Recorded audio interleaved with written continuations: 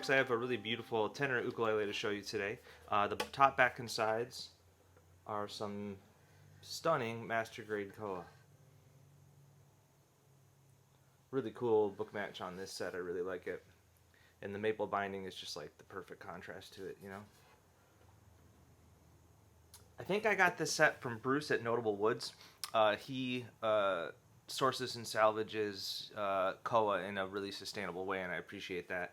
And I bought some koa from him when I first got started, and I think I've used all the kind of normal looking stuff, but this set has waited around forever. I think I ended up with this set because it's got a couple little tiny knots that other folks, where was the other one? Oh yeah, other folks wouldn't like, but to me they're just beauty marks. I used pistachio for the fretboard head plate and bridge. It's got a graft there and some cool sapwood. Tried to get that flow through the headstock there too. Mahogany and maple neck.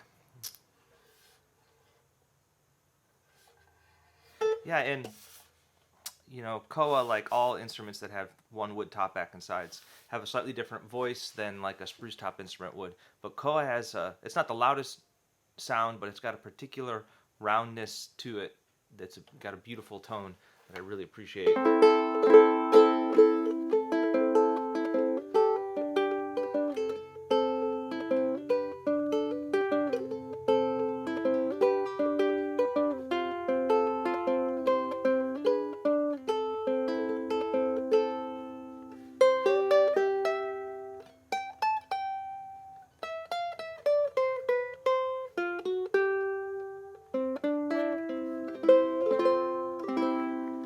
Yeah, I'm really pleased with it. It's one of those instruments that I've really just enjoyed playing today and hearing it wake up. And it's been a pleasure. I can't wait to see what the customer comes up with. So this is number 690. Cheers.